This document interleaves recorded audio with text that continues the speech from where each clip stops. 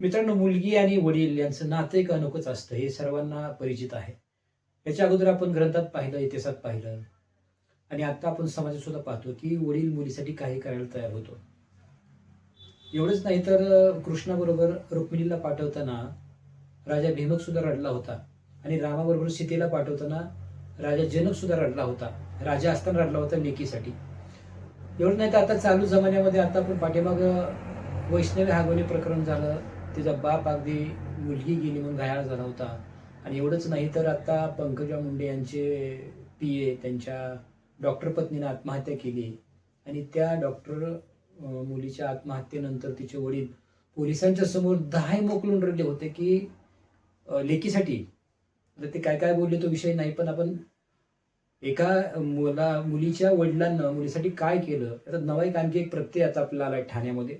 आपण त्यासाठी त्या विषयावर व्हिडिओ करत आहेत आणि त्या व्हिडिओमध्ये जे काही हृदयद्रावक घटना आहे घडलेली त्याच्याबद्दल आपण बोलणार आहोत. त्याआधी आमच्या चॅनलला आपण सबस्क्राईब करा. नमस्कार, मी शिवकुमार गोरे, पाहते आपण न्यू महाराष्ट्र एक्सप्रेस न्यूज. मित्रांनो, ठाण्यामध्ये शिंदे कुटुंब राहतं आणि त्या शिंदे कुटुंबाला एक छोटीशी 5 वर्षाची मुलगी.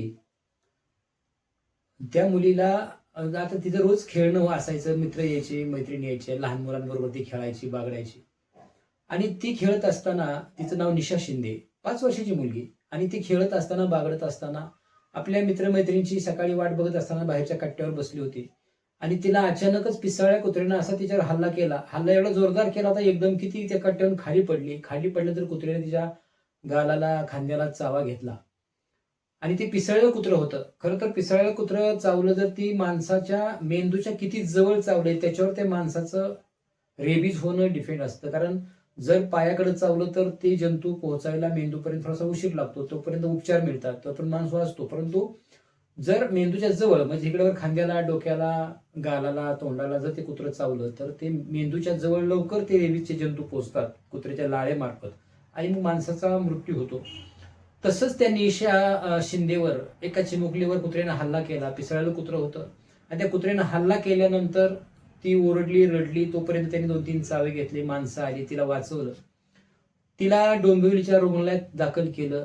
डॉक्टरांनी तिच्यावर उपचार केले, अगदी योग्य रीतीने उपचार केलं. ती पुन्हा दुरुस्त झाली. ती दुरुस्त होऊन घरी आली. घरी आल्यावर तिचा आनंदाने सर्वांनी वाढदिवस साजरा केला. संकटातून मुलगी वाचली. वाढदिवसाला आणखी जास्त नातेवाईक, पाहुणे मंडळी, मामा, आजी, आजोबा सर्व तिच्या वाढदिवसाला आली. आनंदाने वाढदिवस साजरा केला. आणि अचानकच निशा शिंदेला पुन्हा एकदा त्याचा त्रास व्हायला लागला. ती अगदी माणसाला धावायला लागली, वेड्यासारखं करायला लागली, कुत्र्यासारखं, पिसाळ्या कुत्र्यासारखं करायला लागली. आणि ही लक्षणं पाहून तिला पुन्हा कस्तुरबा रुग्णालयात मुंबई इथं हलवण्यात आलं. आणि कस्तुरबा रुग्णालयात मुंबई इथं तिला उपचार करत असताना डॉक्टरांनी तिला निदान केल्याने सांगितलं तिला रेबीज झाला आहे.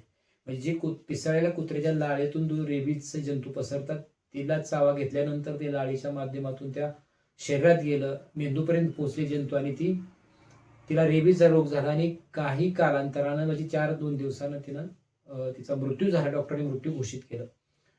आता मृत्यू घोषित केलं, एवढीच्या निरागस लहान मुलीचा मृत्यू झाला की पिसळल्या कुत्र्याने चावल्यामुळं आता तिथं सर्वच हळहळ झाली. तिच्या चाळीमध्ये, गल्लीमध्ये, पाहुणरावळ्यात, समजा गावामध्ये हळहळ व्यक्त करत असताना तिचं ज्या ठिकाणी तिचं अंत्यसंस्कार करण्यात आले त्या ठिकाणी आता इथं आपण सुरुवातीला जे वडील आणि मुलगी याचं नातं सांगितलं आणि ही मुलगी आता मध्ये पिसाळलेला कुत्र तिला चावलं. त्या मुलीचा जसा मृत्यू झाला, मृत्यू झाल्यानंतर तिचे वडील, एकतर मुलगी झाल्याचं दुःख, गेल्याचं दुःख सर्वांना होतं आणि 2 दिवसात अचानकच 2 दिवस तिचे वडील गायब झाले. आणखी दुःखाचा डोंगर त्या कुटुंबावर कोसळला. सर्वांनी तिची चौकशी केली, कुठे गेले वडील, परंतु कुठे सापडणार. सर्वांनी इकडे तिकडे पाहिलं, परंतु ज्या वेळेस ज्या पूजा निशा शिंदेचा ज्या ठिकाणी तिचं अंत्यसंस्कार केले होते त्या ठिकाणी जिथं तिचं प्रेत पुरलं होतं त्या ठिकाणी तिचे वडील जाऊन बसले. 2 दिवस वडील जाऊन बसले. अगदी ती त्या सुन्न झाले होते. ती वेडातच की माझी निशा, माझी मुलगी मला पप्पा म्हणून हाक मारेल आणि पप्पा म्हणून हाक मारेल, तिला कवटाळील प्रेमाने, आनंदाने. एवढे ते आतुर झाले होते आणि स्मशानभूमीत जाऊन बसलेले. आता आपण सुरुवातीला पाहिलं की कृष्णाबरोबर रुक्मिणीला पाठवताना राजा भीमक रडला होता. रामाबरोबर सीतेला पाठवताना राजा जनक रडला होता. आणि आता चालू जमान्यात सुद्धा आपण मुलीसाठी रडणारे बाप, कितीही कठोर बाप असला तरी मुलीसाठी रडणारे आपण पाहतोय.